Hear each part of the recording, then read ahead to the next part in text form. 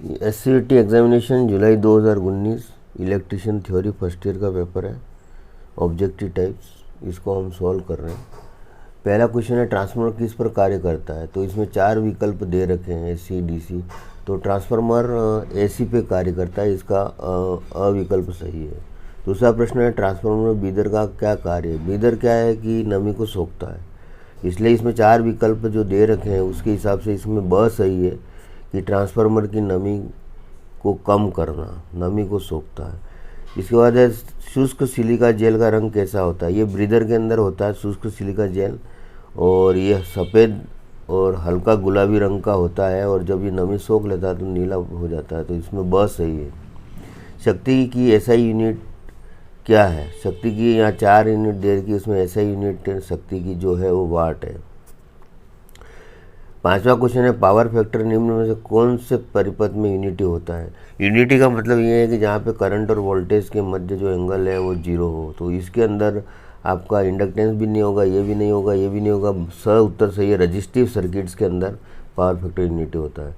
साधारण तथा समतल कार्यों के लिए किस रेती का इस्तेमाल किया जाता है। इसमें 4 तरह की रेती दे रखी है। उसमें फ्लैट रेती है जो कि दोनों तरह के कार्यों में उपयोग की जाती है। क्लास बी की तापमान क्रम की सीमा क्या होती है। इसमें 4 विकल्प दे रखे हैं। तो class B, class A B C इस तरह से होता है। तो क्लास बी की जो टेम्परेचर ये से होता है YAE BSC। तो Y से शुरू होता है YAE BSC। तो ये YAE के बाद B आता है, और इसकी जो टेम्परेचर लिमिट है वो 130 डिग्री सेंटीग्रेड से सेल्सियस आएगा वैसे यहाँ पे। नेक्स्ट है ऊर्जा को एकत्रित करने वाले यंत्र को क्या कहते हैं। अब इसमें इलेक्ट्रिकल एसेसरीज दे रखी है, मगर जो इलेक्ट्रिसिटी को स्टोर करता है वो तो कंडेंसर होता है, कैपेसिटर होता है। असही है। कंडेंसर या कैपेसिटर को लाइन के समांतर क्रम में क्यों लगाया जाता है। कंडेंसर टॉर्क को बढ़ाने के लिए भी लगाया जाता है, कंडेंसर पावर फैक्टर बढ़ाने के लिए लगाया जाता है, और लाइन के समांतर क्रम में जब हम लगाएंगे तो वो पावर फैक्टर बढ़ाने के लिए लगाया जाता है। और विकल्प सही है इसमें। नेक्स्ट 10वां क्वेश्चन है कि नाइक्रोम में क्या होता है। तो नाइक्रोम में ये निकल और क्रोमियम का मिश्रित धातु होता है नाइक्रोम, और निकल और क्रोमियम का जो परसेंटेज होता है नाइक्रोम के अंदर वो 80 और 20 का होता है। तो इसमें विकल्प असही है। अविकल्प 80% निकल और 20% क्रोमियम नाइक्रोम में होता है। नेक्स्ट है एक वेबर में कितनी चुंबकीय रेखा होती है। अब ये घातांक में दे रखा है 10 की घात 2, और बल रेखा की जो इकाई वो मैक्सवेल में होती है, तो 10 की घात 8 मैक्सवेल होती है। 10 है ये। अर्थ का प्रतिरोध बढ़ाने के लिए गड्ढे में क्या डालना चाहिए। अब ये क्वेश्चन में की लैंग्वेज है, उसमें कुछ मिस्टेक हुई है। कभी भी अर्थ का प्रतिरोध बढ़ाया नहीं जाता, घटाया जाता है। तो ये अर्थ को बढ़ाने के लिए इसके जगह आएगा घटाने के लिए, और घटाने के लिए हम गड्ढे में पानी डालते हैं। बस विकल्प सही है। 3 तत्व 3 चरण ऊर्जा मीटर में कितनी संख्या में एल्यूमिनियम की डिस्क होती है। तो 3 तत्व 3 चरण में 3 होगी। सही है। 3 फेज वाइंडिंग के कोणों का अंतर कितना होना चाहिए। तो पूरा राउंड में 360 डिग्री बनती है, और 3 फेज होती है, 3 का भाग देंगे तो 120 डिग्री पर होती है। ठीक है। 3 phase. Next question 15 immersion heater tube में के भीतर प्रयुक्त होने वाला इंसुलेटिंग मटेरियल क्या होता है। Magnesium oxides. ये बस है ये। एल्यूमिनियम एटम में कितने इलेक्ट्रॉन होते हैं। एल्यूमिनियम में 13 होते हैं, 13 ही प्रोटॉन होते हैं, 13 इलेक्ट्रॉन। बैटरी की क्षमता को व्यक्त करने के लिए कैसे। बैटरी जो क्षमता होती है एम्पियर घंटा में होती है, एम्पियर आवर में। सही है। तो ये विकल्प तो दे रखे हैं, पर हमें एक विकल्प इसमें सिलेक्ट करना। लकड़ी की कील निकालने के लिए किस प्रकार का हैमर का है। 4 तरह के हैमर यहाँ लिखे हुए, मगर लकड़ी की कील निकालने के लिए क्लॉ हैमर काम में लिया जाता है। 10 सही है। धातु की पतली चद्दरों को काटने के लिए किस यंत्र का प्रयोग किया जाता है। चद्दरों को काटने या 4 तरह के औजार दिए रखे, मगर चद्दरों को काटने के लिए स्निप काम में लिया जाता है। स्ट्रेट्स। ये बस सही है। लेड एसिड बैटरी को प्रयुक्त विद्युत अपघटन है। अब लेड एसिड बैटरी में जो लिक्विड होता है वो डाइल्यूट सल्फ्यूरिक एसिड होता है। तो इसमें बस सही। तनु सल्फ्यूरिक अम्ल है। H2SO4 डाइल्यूट H2SO4 से 4 दे रखे।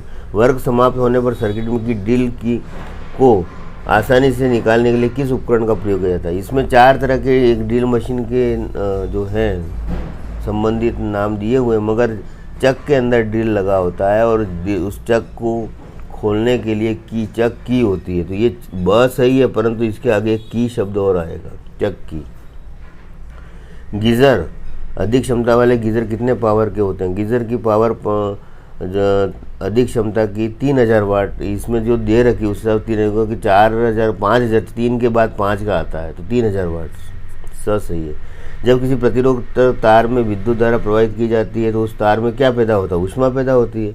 विद्युत ऊष्मा, बीट्स टर्मिनल तो ऊष्मा पैदा होती है। ब उत्तर इसमें सही है। हाँ, नेक्स्ट क्वेश्चन है 24, विद्युत प्रेस की बेस प्लेट किस धातु बनी थी? इसमें 4 धातु होती है, तो बेस प्लेट है वो माइल्ड स्टील की बनी होती है। स उत्तर सही है। कास्ट आयरन, पीतल, तांबा माइल्ड स्टील की बनी होती है। मिक्सर ग्राइंडर में कौन सी मोटर होती है? इसमें 4 तरह की मोटर लगी हुई है, लिखी हुई है, तो यूनिवर्सल मोटर होती है। मिक्सर ग्राइंडर में यूनिवर्सल मोटर होती है। इंसुलेशन चढ़े हुए चालक तार को क्या कहते हैं? तो इसमें जो नाम कोर के केबलों के लिखे हुए, कोर, बेडिंग, इंसुलेशन, तो इंसुलेशन चढ़े चालक तार को कोर कहते हैं। निम्न में से कौन सा अच्छा चालक नहीं है? इसमें चालक अच्छा नहीं है, ये कॉपर है, चांदी है, एल्यूमिनियम, ये चालक है। माइका इंसुलेटर है, तो चालक नहीं है, तो माइका सही है। तांबे और पीतल और बिजली की तारों के लिए इस्तेमाल की जाने वाली फ्लक्स कौन सी है? इसमें 4 तरह की फ्लक्स दी हुई, मगर तांबे और इसमें इसके लिए जनरली ब्रॉन्जा और फ्लक्साइड्स, ये सही है इसका। कार्बन का रंग कैसा होता है? काला होता है, ये तो सीधी सी बात है। चुंबक के दोनों ध्रुवों की शक्ति समान होती है। एन और एस पोल की जो पावर है वो समान होती है। ट्रांसफार्मर किस सिद्धांत पे कार्य करता है? तो ट्रांसफार्मर म्यूचुअल इंडक्शन के सिद्धांत पर कार्य करता है। ठीक है। किट कैट फ्यूज के लिए निम्न में कौन सा कुचालक इस्तेमाल? चीनी मिट्टी। निम्न में से कौन सा चिन्ह है? ये जो चिन्ह फर्स्ट एड का चिन्ह है और ये सूचना दे रहा है कि ये यहाँ पे फर्स्ट एड का चैम्बर है ऐसे, तो ये सूचनात्मक चिन्ह है, इन्फॉर्मेटिव है। 10 सही है। औद्योगिक प्रशिक्षण संस्थान केंद्रीय सरकार के किस मंत्रालय के अंतर्गत आता है? कौशल विकास और उद्यमिता, 4 विभाग है, तो कौशल विकास और उद्यमिता के अंतर्गत आता है। ऑफ कंडीशन एमसीबी और आईसीटीपी स्विच को पोजीशन क्या रहती है? ऑफ कंडीशन में नीचे की तरफ रहेगी। एमसीबी वगैरह को जब आप ऊपर चढ़ाओगे तो ऑन हो जाएगी, नीचे करो तो नीचे की तरफ हो जाएगी। ऑफ कंडीशन में, बंद स्थिति में नीचे की तरफ होती है। फ्यूज़ बदलने से पहले क्या करना चाहिए? तो फ्यूज़ बदलने के लिए इसमें 4 तरह के पॉइंट दे रखे हैं कि सर्किट का स्विच बंद कर देना चाहिए, टेस्ट द्वारा सप्लाई चेक करना चाहिए, फ्यूज़ वायर की सही रेटिंग सेलेक्ट करना चाहिए, फ्यूज़ कैरियर में तुरंत हटाना चाहिए। तो फ्यूज़ बदलने के लिए पहले क्या करना चाहिए? स्विच बंद कर देना चाहिए। असही है। नेक्स्ट क्वेश्चन है 37, आग लगने का क्या कारण है? इसमें 4 विकल्प दिए हुए हैं, प्रकृति, ऑक्सीजन, रवैया, वायुमंडल। तो आग तो जो ऑक्सीजन इसमें उत्तर सही है। तो हवा ऑक्सीजन मिलेगी तो आग लगेगी, बाकी इसमें स्पार्क ऊष्मा होगी और ईंधन होगा, तो ऑक्सीजन इसमें हवा मिल जाएगी तो आग लग जाएगी, तो ऑक्सीजन सही है।